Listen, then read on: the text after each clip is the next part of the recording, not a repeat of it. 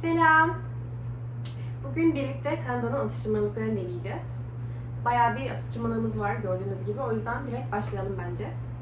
Evet. Tabii burada bir iki tane şey de var. Mesela Amerika'dan bir tane var. Bir tane de özel var. Onun niye özel olduğunu da söyleyeceğim. Çok da özel değil ama özel yani. Evet. Bence en kötü olacağını hissettiğimizden başlayalım. En kötü olduğunu düşündüğüm benim şu var zaten. Bence yani. Çünkü turşulu. Bunu şöyle göstereyim. Turşulu Lay's. Bakalım nasıl bir tadı var. Ya ben çok tahmin edebiliyorum aslında ama yani. Bu kadar mı beklentin düşüyor? Evet. Çünkü ben zaten ekşi şeyleri sevmem. Yani çok kötü kokmuyor bu Bence arada. çok Üzerinde dereotu var sanırım. Onu da görüyorum şu an.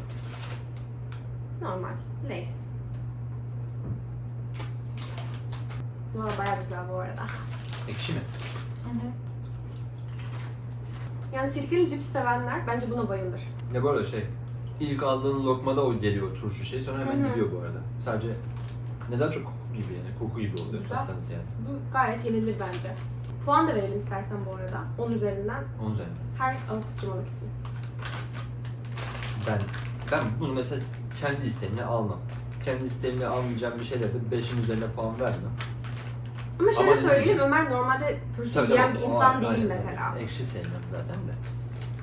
Ya ben buna 3 veririm ya. O da niye? Çok Çünkü düşük verdin bu arada. bence 3 yani.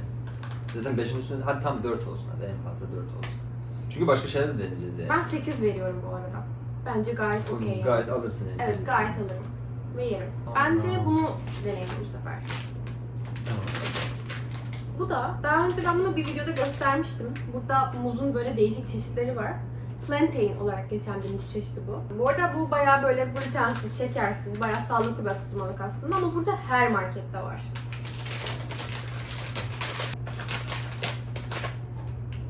Şimdi muzlu cips yani bu değil mi? Kurutulmuş muza çok benziyor ama ben bunun tuzlu olduğunu biliyorum. Yani tuzlu bir muz, tatlı değil. Muzla hiçbir alakası yok. Evet. Tadı Patatese benziyor bence biraz. Bunun tadı bana ne güzel biliyor musun? Nohut gibi geldi. Ben de şey diyecektim, Türkiye'de nohut cipsi deniyorduk ya biz. Ondan daha güzel bence bu. Güzel ama nohuda benziyor tadı yani genel olarak. Sağlıklı bir cips şeydi diyelim. Ya bunu da kendi isteğimle almam ben bu arada. Bunu ben de kendi isteğimle almam. Eğer diyet falan yapmıyorsam. Ama bunun şundan daha güzel o turşulu cipsten, o zaman buna 5 ver. Turşu cipsten daha güzel bence. Ben bilmiyorum, 4 veriyorum ben de buna yani. Sonra bak bence şöyle yapalım, şimdi biz böyle bir şeyler yiyoruz ya. Aynı zamanda da çok böyle boğazımız falan kurumasın. O yüzden şöyle önce içeceklerden de şey yapalım. Tamam. O içecekleri de açalım. Şimdi bu Kanada'nın milli içeceği gibi bir şey yani, öyle söyleyeyim. Hani direkt Kanada zaten markası direkt hani Canada Dry diye geçiyor. Hı hı. Bu çok eski bir şey, 1904'lerden falan bile kalma bir şey. Ya bunun özeti şu aslında, zencefilli gazoz. Öyle diyebiliriz yani. Öyle mi? Öyleymiş yani. Zaten Ginger'da yazıyor. Hı hı. Ben bunu daha önce denemiştim ama hatırlamıyorum yani. Tadını hatırlamıyorum. Çünkü ben bunu ilk geldiğim zamanlarda falan denemiştim. Ben de hiç Öyle. hatırlamıyorum denediğimi. Sanırım sen bana denetmiştin bir kere ama Evet. hiç hatırlamıyorum yani, sıfır. Hadi buyur sen dene bakalım. Bayağı iyi bence. Ben beğendim. Zencefil tadı geliyor ama hafif şekerli de. Mesela Beyoğlu'nun sanırım zencefilli bir sodası mı vardı, gazozu mu vardı? Bayağı meşhur hatta Türkiye'de. Onun gibi ama bir tık daha şekerlisi. Hı hı. Ama hafif. Bu arada normal tüketici gazozdan çok az farklı. Evet. Onun mesela Nide gazozu atıyorum mesela. Hı hı. Ondan inanılmaz bir farkı yok yani. Şöyle bakalım. Reklam yapıyormuşuz gibi. Şimdi bu da Barks marka. Root Beer diye geçiyor. Hani ben buna baktım, acaba meyan kökü falan mı diye, de değil. Yani bu işte vanilyalı, karamelli bir şey olarak diye geçiyor. Ama hani ben tam olarak anlayamadım içeriğinde ne var yani. Ya içeriğinde zaten hani direkt işte şu diye yazmıyor, mesela karamel var. Ama yani bu da şeymiş ya. Ben bunu hiç beğeneceğimi düşünmüyorum bu Zaten arada. bunu şey diyorlar. Aha. Bak, bunu beğenen bayağı müptezel oluyormuş yani buna. Beğenmeyen de hiç içmiyormuş yani. Öyle söyleyeyim. Ve bence bu hiç bizim damak tadımıza uygun bir şey değil gibi Mesela görünüyor. kokusu garip bak. Dene. Kokusu çok garip. Bayağı garip ya. Hiç böyle alışık İçecek olduğumuz gibi bir değil şey yani. gibi değil. Kolaya benziyor birazcık ama kolanın çok çirkin hali gibi. Ya bu arada şuna puan vermeyi unuttuk. Ben buna 10 üzerinden 10 veririm ya yani. Ben 8 Çünkü veririm. gayet gazoz yani. Gayet 8 güzel. veririm. Ben kendi sevdiğimi alırım. Ya ben mesela. zaten gazlı içecekleri çok sevmem. Ama gazlı içeceklere göre güzel.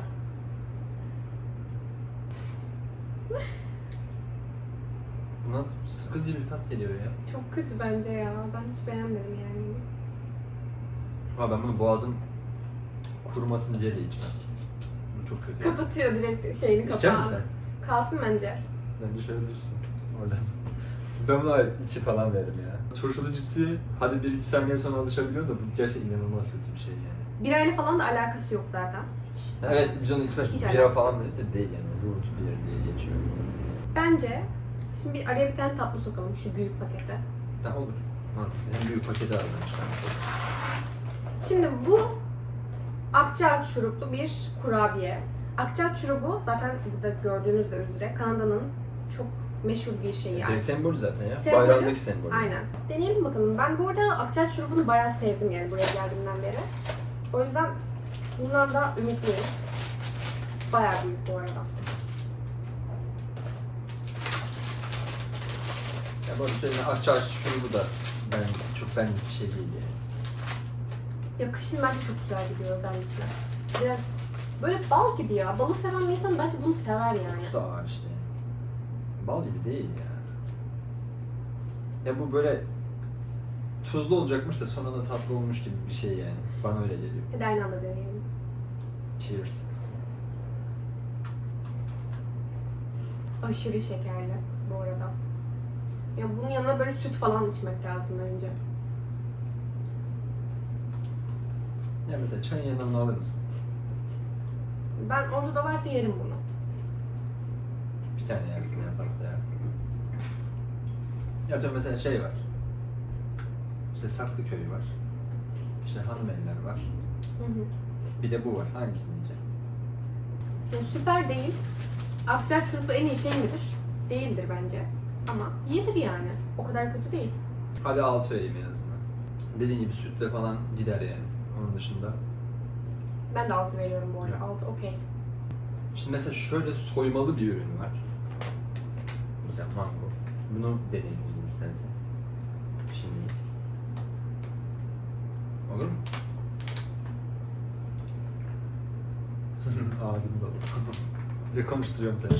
Evet. Ya bu arada bunu göstereyim ben. Ya şimdi ben bunu hiç bilmiyorum. Elif birazcık da olsa bilgisi var bunda. Bu mangolu bir ürün. Hani nasıl bir şey olduğunu şimdi göreceğiz zaten de. Nasıl bir şey mesela bu? Ya bu böyle sosyal medyada çok meşhur oldu bu şekerler. Yani markasından emin değilim ama farklı markalar da vardır muhakkak. Böyle meyve aromalı şekerler var. Soyulabiliyor ve içini yiyorsunuz. Çok da lezzetli olduğu söyleniyor. Biz de bulduk. Deneyelim dedik. Yani. Biz bunu soracak mıyız ama ben onu Hı anlamadım. hı. Tamam böyle bir şey. Yani yine mango şeklini vermeye çalışmışlar. Bak çok rahat soyuluyor bu arada. Hayır tamam niye böyle bir şey ya? Niye böyle? Çok güzel değil mi ya? Peki dışı yeniyor mu acaba buna? Deneriz. Of çok güzel kokuyor bu arada. Tamam işte dışını soyuyorsunuz. Soyuyoruz. Şimdi ben soydum mesela tamamen. İşte parlak bir şey çıkıyor böyle. Hmm. Ya ben mango severim zaten. Bu bayağı güzel. 9 falan diyorum ben Bu buna. da Bayağı bence güzel. Ya bu arada bu mesela biz ikimiz de normalde aşırı jelibon seven insanlar değiliz. Şekerinden dolayı falan. Ama çok şekerli değil. Şeker oranı bayağı az. Evet, evet. Böyle gerçekten meyve püresi yiyormuşsunuz gibi hissettiriyor. Bir de bence soyulabilmesi falan bir eğlence katıyor sanırım yani. Onun da bir şeyi var. Numarası. Bence bayağı güzel ya bu. Ya ben Evet. bunu ayırırım yani. Ya şu ana kadarki favorimiz benim Ben buydu. Bunu hatta. aşağı indirmiyorum. Burada dursun. Sen puan verdin mi onu? Ben 9 dedim. Ben de 9 dedim. Sen Bu seç sefer bakalım yine. bir tane ekşi bir şey eklesin araya. Birazcık Ömer'i rahatsız edelim. Bu şekerler burada çok meşhur. Bayağı meşhur ve bunun farklı çeşitleri var. Böyle orman meyvelisi var, orijinali var. Bir de böyle ekşi olanları falan var. Bir de bunların gummies diye geçen sakız tarzı şeyleri de var, versiyonları da var. Bu biraz daha böyle şeker gibi bir şey. Hazır mısın buna? Zaten ekşi olan bir tane bir şey denedik. Bunu deneyeceğiz. Başka ekşi olan bir şey var mı? Yok. Yok. Tamam şimdi deneyelim de. Kurtulalım artık şundan. 2-3 tane. Hepsi aynı tatta. Bilmiyorum ki. Değil bu arada. Üzerinde yazıyordu. Tamam. Ben çilekli yiyorum şimdi ilk başta. Hemen de üzümden başlayayım. Ekşi yüz gibi. 90'larda zaman çocuklara şöyle anladım. Sulu göz vardı bir sakız. Ekşi yüz değil miydi o ya? Ekşi yüz diye sonradan başka da çıkmış oluyor. Bu benim dediğim yuvarlak kocaman beyaz bir sakız var. Tekli satıyordu zaten bu. Benim dediğim de öyle. Ya onun sulu göz. Bilmiyorum. Hı hı. Bayağı ekşi. Ben beğendim bu arada. Ben ekşi şeyleri zaten çok severim. Benim buna puanım.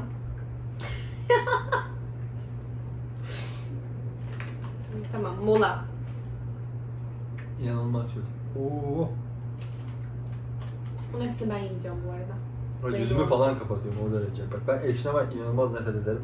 Çok kötü, çok kötü. Bir puan. Bu gösterdiğim bir, benim verdiğim puan da aslında bu arada. 1 veriyorum yani. Bir 0 Kıpkırmızı veriyorum. oldu. Çok kötü çünkü. Ben buna 6,5 veririm. Veririm yani. 1, 0. Çok kötü gerçekten çok kötü. Ya burada en ünlü olan çikolatadan başlayalım mı mesela şu? Gerçi bu Amerika'da mı daha ünlü, burada mı ünlü bilmiyorum ama. Ya zaten Amerika kıtasında ünlü diyelim yani. Evet. Zaten bu Amerika'daki şu peanut yani yer fıstığı hastalığını da bir anlamıyorum ben, anlam veremiyorum yani. Burada bizdeki o Antep fıstığı var ya, burada yok yani. Evet. Hani çok nadir dondurmalarda olur. Hı hı. Ben fıstıklı çikolata daha şimdiye kadar hiç görmedim burada. Ben de hiç görmedim. Hiçbir markette Fıstığın görmedim. kendisinde de hatta böyle kuru yemişlerde en altlarda falan yani. Hiç yok neredeyse. Ama her yerde peanut var işte yani yer fıstığı var. Bakalım bu da en ünlüsü işte çikolata bazında. Hı hı. Ama ben bunu çok alan görüyorum bu arada. Yani hangi markete girsem, atıyorum Dollarama falan bile girsem ben kesin şundan alan birini denk geliyorum mesela. Buyurunuz. Şöyle. Bir de ama bak mesela daha paketi açtık, Çok direkt güzel kokusu kokuyor. geliyor. Bayağı Direkt güzel kokusu, direkt kokuyor. fıstık kokusu geliyor yani. Böyle kokusu birazcık Snickers'ta anımsatıyor Evet, işte evet, evet. fıstıktan dolayı. Fıstıktan dolayı işte. Çok ağır ya. Çok Evet, şekerli. aşırı şeker ya. Ya bir de şöyle, şimdi bunun Snickers'tan farkı bence ne? Snickers'ın içindeki fıstık, bütün fıstık gibi böyle ya da Hı hı, kırık fıstık hı hı. gibi. Bu püre gibi işte. Hani gözüküyor mu bilmiyorum ama hani şöyle yapayım. Çünkü bu peanut butter. Bu kahvaltıda Aynen, sürdükleri aynen, şey işte. Evet evet. Ama bence Snickers'tan ağam şan bir farkı yok tat olarak yani. Yok, benim kişisel olarak tercihim Snickers olurdu. Bence. Puan. 7 derim ben ya. Ben Hiç- 6 derim. Çünkü benim için çikolata önemlidir. Önemlidir yani. 6 diyorum. Ben bunu mesela kendi irademle çok alıp yemem yani çikolatası kalmadığım sürece. Şimdi garibime giden şu var. İşte bu Aero marka, Nestle'nin yine ürünü. Hava kabarcıklı çikolata. Hı hı.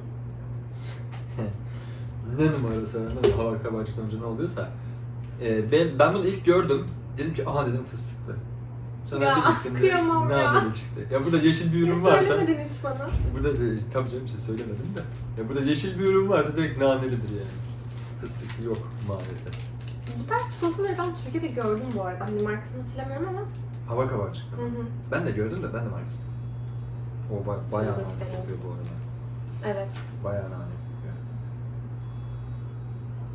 Böyle naneli çikolata da var tabii Türkiye'de de. Güzel görünüyor. Ama hava İçi bayağı kabarcıkları güzel falan da belli görünüyor. oluyor bu arada gerçekten.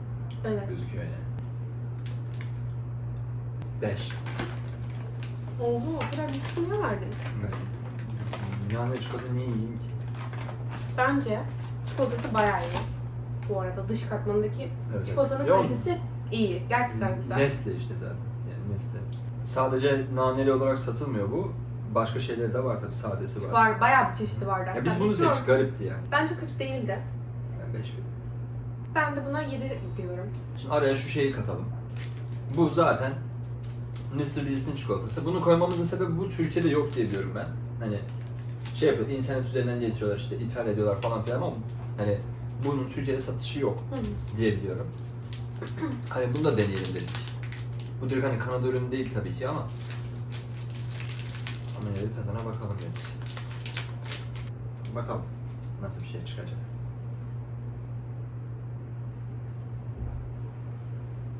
Bu arada bence güzel değil. Bademli bu arada bu. Acı badem tadı geliyor biraz. Ve çikolatasını ben beğenmedim. Sen beğendin mi? 5 falan yani. Bence bu da 5 ya. Mesela bence BİM'deki A101'deki çikolatalar bundan daha güzel. Öyledir. Neydi o ya? Bueno. Evet. Bu ona bayağı iyi ki bu arada. Elif su alıp geldi bu arada. Evet, Şeker daha fazla krizi mi? şekere dayanamadım. Bence şimdi çok büyük bir beklentim olmayan bir şey seçeceğim. Şunu seçiyorum. Bunun bir yer fıstıklısı vardı, bir de üzümlüsü vardı. Ama üzümlü bizim ülkemizde zaten çok olduğu için biz yer fıstıklısından alalım dedik. Benim birazcık böyle M&M tarzında bir tat almayı bekliyorum bundan. M&M'inki de şey değil mi? Fıstıklı olanı var. Ben Tuğçe'de fıstıklısını de. çok severim. Evet, Aynen. Evet, evet. Onu da.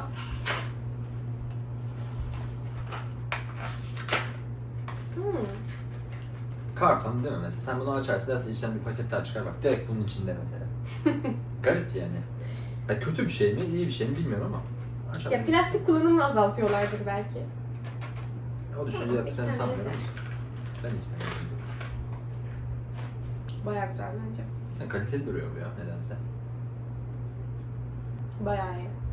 Beklediğin tadı alıyorsun ya. Fıstığı da alıyorsun, çikolatayı da alıyorsun. Güzel oluyor yani. Güzel bence beğendim. Bunu seçizerim ya çünkü paketi güzel, belli. İçinde ne olduğu belli, beklediğin tat belli. Gayet de alıyorsun, ekstra farklı bir tat almıyorsun. Bence seçiz yani. Güzel, beğendim o yüzden. Ben 7 diyorum yine. Yani. Ama güzel. Bence de güzel. Şimdi bir tane tuzluya mı geçsek artık? Tatlarını Şunu şuradan konuştuk sonra. mu? Zaten en Kanada'ya özel olan şey bu olabilir bu arada şimdiye kadar. Bu direkt sadece Kanada'da olan bir şey çünkü. Her şeyli cips. Evet, her şey. İsmi Old Rest olarak geçiyor. Bunun Ruffles'ında var, Lay's'inde var. Böyle başka markaları da var bu arada. Ama biz Ruffles aldık bugün. Ve bu şimdi içinde de işte şey var mesela. Soğan var. Tuz var. Sonra işte o kırmızı biber var. Bir de ben baktım biraz böyle içinde tam olarak ne var diye. Hı hı. Sirke falan bile varmış. Sirke bu sanırım Yani. zaten. Ne olabilir. Aynen. Üzerinde resminde de var zaten sirke falan. İnşallah Yani ekşi değildir yani bu da. bakalım. Ben bu arada bundan beklentim yüksek. Ben hiç deneyesim gelmedi benim. Bu arada biz Benim araştırdık bunu. Kanada'ya özel üretilmiş ilk başta 1970'lerde falan diye gördük. İnternette. Ne için gülüyorsun? Sirke kokusu geldi ya. Bu arada bayağı güzel. Ben ketçaplı, ketçaplı olan o şey cips neydi? Ketçaplı Ruffles. Ketçap, ağzım sulanıyor. Ben de, Ketçaplı Ruffles gibi bir şey verdi bana. His verdi. bana da sirke kokusu geldi buradan. Büyükmüş. Ya sirke cidden çıkıyor bu arada. Evet, sirke kokuyor ama burada sirkeli cipsleri de çok seviyorlar zaten.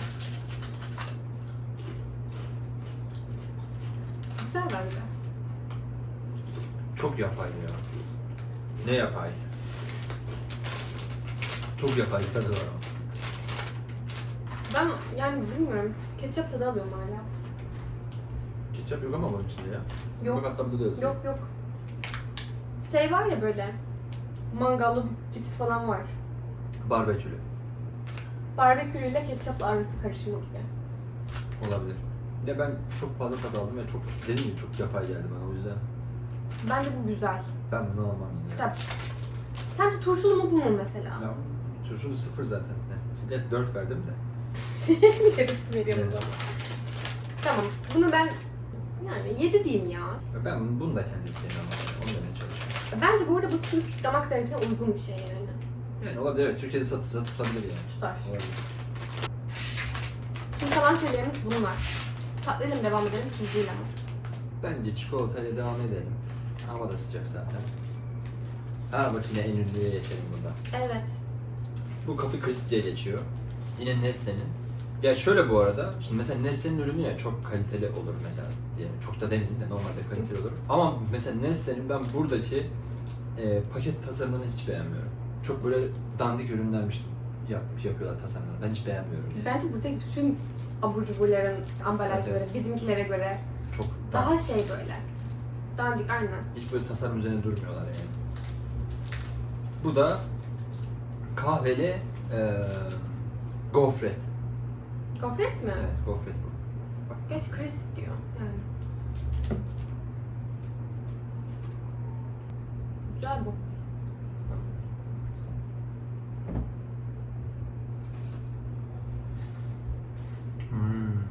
Bayağı iyi. Gofreti de iyi. Kahve tadını da çok alıyorsunuz. Çok aşırı ağır ve şekerli değil bu arada. Bak şöyle diyeyim bu arada ben şimdiye kadar aralarında Ya şu mangoyu bile muhtemelen canım çekmez hani. Çünkü öyle bir şey değil ya. Ama mesela bunun canım çeker bak. Aa. Bu cidden çok hoşuma gitti. Bir de Ömer kahveli şeyler sevmez bu arada normalde. Güzel, bayağı güzel. Ben beğendim. Bak bu 10 üzerinden 10 işte. Benim için 8 bu. Şöyle bir şekerimiz var.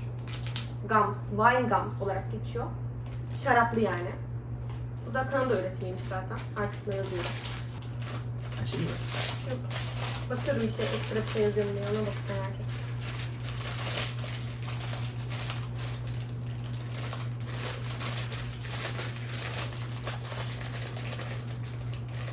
Niye bu kadar zor açılıyor ya? Ya bu zaman açılmayı aslında normal düşüyor. Buradan açalım. Aç bakalım abi. Of, çok kötü güzeldi. kokuyor. Ne alaka ya? Şöyle farklı şekilleri ve renkleri var bu arada.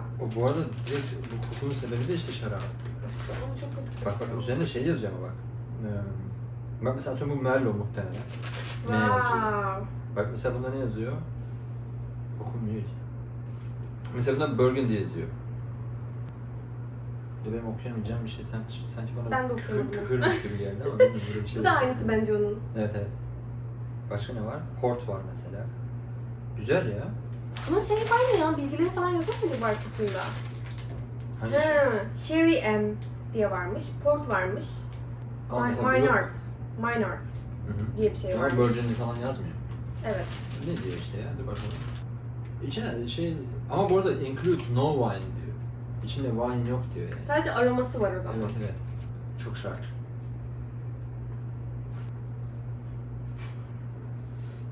Niye bırakıyorsun? Hepsini yemeyeceğim. Bu kadarını bırakmış. Daha bir sürü ben şeker komasına girdim artık ya. Benim bu yediğimin hiç tadı yok bu arada. Benim Ay zencefil, sonradan geliyor. zencefil gibi bir tadı var. Nasıl bir şarapsa bu. Onu denemek istiyorum. Böyle yerken ağzım sanki yağ olmuş gibi hissediyorum bu arada. Öyle bir etki Bir bırakıyor. de çok sert zaten. Yemesi çok zor. Ama kokusuna göre tadı daha iyi. Yine benim tercih edeceğim bir şey değil, anlatabileceğim bir şey de değil, istemiyorum. Yani bunu kendi özgür irademle asla yiyemem. 2 veriyorum ben buna bu arada. Hiçbir, yani kokusu çok kötü. Tadı o kadar kötü değil ama tadının Bir da şey yok, bir özelliği aroması yok. Yani böyle Canın lastik, çekmez.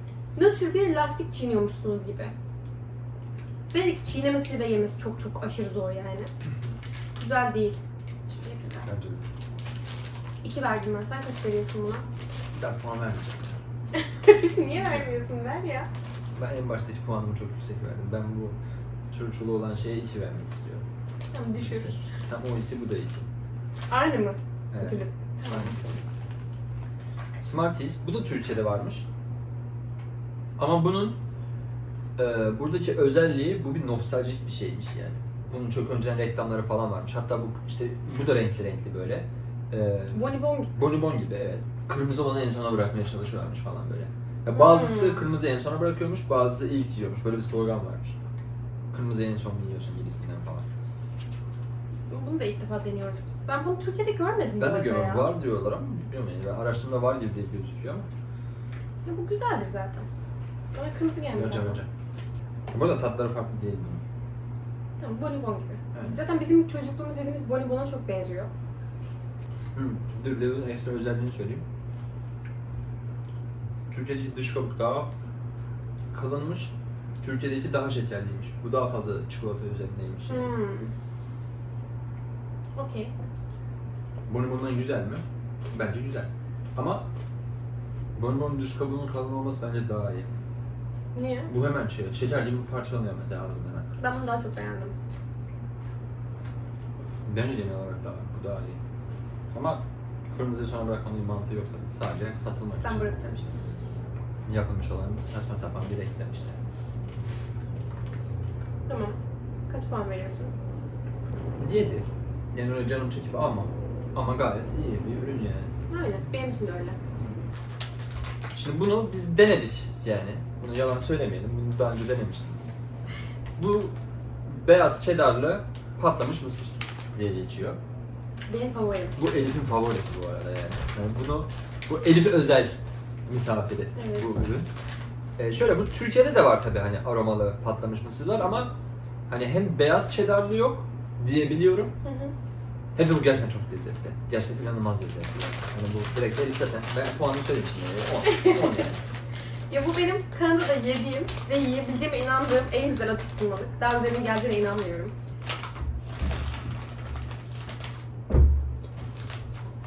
Normal. Bir tane bile yemiyorum. Normal patlamış mısır gibi. Ben de bir tane yemiyorum da. Bu bayağı iyi. Bayağı iyi. Bu inanılmaz iyi yani.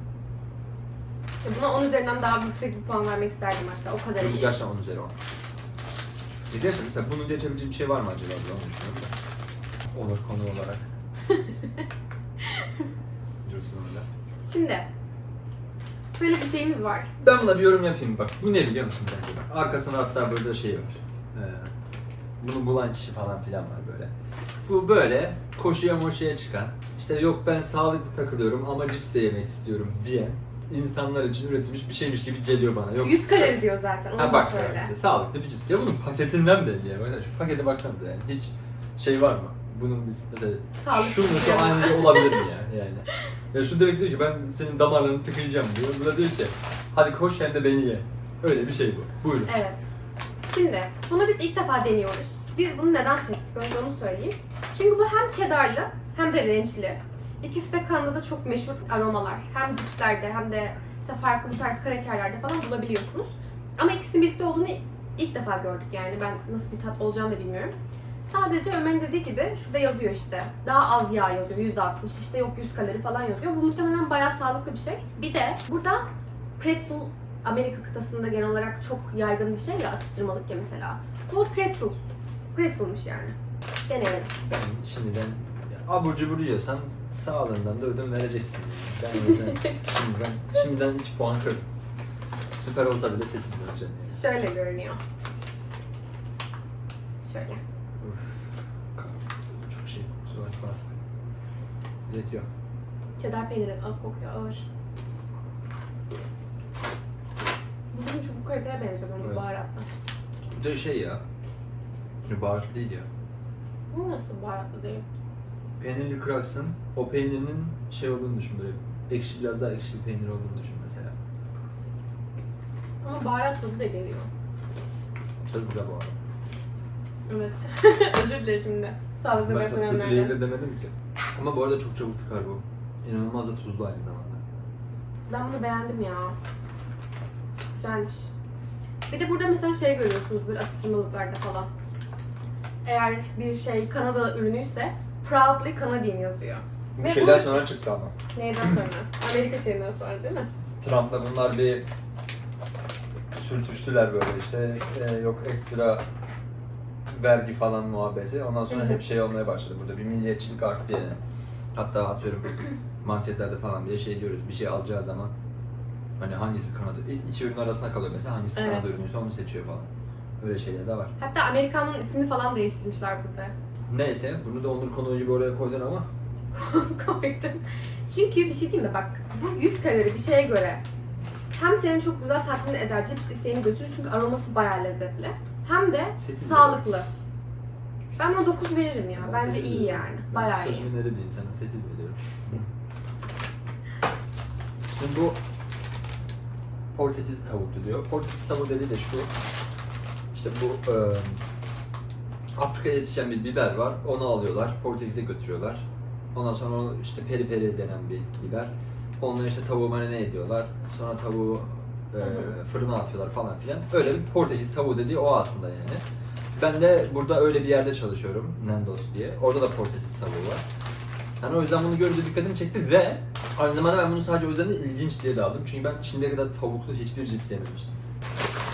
Evet. Bu acıdır muhtemelen bu arada. Onu da söylemek lazım. Evet, normalde acı olması lazım. Üzerinde ben acıyla alakalı bir şey gördüm. Ama biberler var. Hmm. Biberler var. Nasıl Kokusu hiç kokuyor? hoşuma gitmedi. Evet benim de gitmedi ya. Çok kötü kokuyor. Çiğ tavuk gibi kokuyor.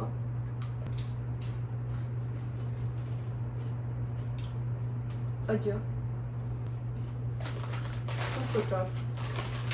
Şimdi şöyle. Normalde bu tavuk o marine edildiği sosta limon da var. Bu arada limon kokusu geldi bana gerçekten. Çok acı. Hani. Ama harbi acı. Ben bunu yiyemem. Acılığından dolayı yemem. Ben çünkü acı yiyemem yani. Ekşi de yemiyorum, acı da yemiyorum. Evet. Nasıl acı? Ama mesela bak acılığını da alıyoruz. Limonu aldım. %1 bile tavuk tadı almadım. Tavuk tadı ben de hiç almadım. Sadece kokusundan böyle Evet, evet. pişme aşamasında böyle hafif çiğ tavuk kokusu geliyor. Ama inanılmaz acı bir cips. Evet, evet. Acıdan başka hiçbir aroma almıyorum bu arada, ben onu da söyleyeyim. Buna kaç verirsin? Ben buna 3 falan veririm. Yani bu benim kendi özgür irademle alacağım bir cips değil. Ben de buna 4 veririm bu arada. Acılığından dolayı falan. Evet, şimdi son ürün. Bu son ürünümüzün adı Big Türk. Şimdi Elif daha yeni bir şeyle Evet. yeni bir görüyormuş gibi de bu ürünün özelliği zaten buydu. Ürün özelliğini biliyordum da üzerine yazdığını bilmiyordum ama. Ben bunu göstereceğim şimdi zaten kameraya bir de. Hı hı. Şimdi bu şöyle, bunun adı Big Türk. Yine Nestle'nin ürünü bu arada, dandik bir şey de değil, böyle saçma sapan bir şey de değil. Bu çikolatanın içinde lokum var. Özelliği bu yani. Şunu da göstereyim. Hani netliyor mu bilmiyorum şöyle. Evet. Zaten şurada görüyorsunuz Turkish Delight. Hatta lokum da Lokum yazmışlar. yazıyor. Ama lokum belki Fransızca mıdır? Evet evet, bu arada Fransızcası bence. Burada zaten Aa öyle mi? ya Evet. şöyle üstte İngilizce altta Fransızca yazıyor evet. ya. Bence öyle. Ha bu arada lokumu da benim araştırdığım kadarıyla gül lokumu. İçindeki lokum. Allah Allah. Şöyle nasıl görünüyor göstereyim. Bayağı değişik bir sos var. Şöyle. Boğumlu boğumlu. Aa, ısırmak lazım. Kopan nasıl dur. Ha bak harbiden gül lokumu var çünkü pembe zaten. Nasıl peki? Milliyetçilik olmadan diyorum ya. Objektif o. Çok ilginç. Bir kere. Ya ben Türkiye'de böyle bir şey yemedim daha önce. Onu biliyorum. Güzel bu arada. Tabii gül lokumu ile alakası yok tabii. Nasıl? Gül lokumuna o kadar aşina değilim yani ben. Benim için lokuma benziyor. Kıvamı falan çok lokum gibi. Bu da çok yapay bir tadı var da gül lokumu değil yani o. Benim çok hoşuma gitmedi bu arada. Bence kötü değil ya. 6 falan yani benim için.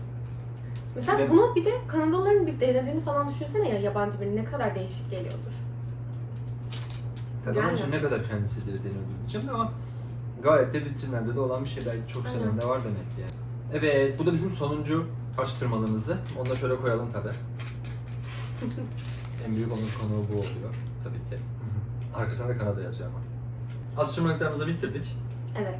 Varsa sizin öneriniz bu arada, başka böyle bak şu atıştırmalık da var çok güzel falan diye. Tabii tek başına video çekmeyiz ama belki onun için.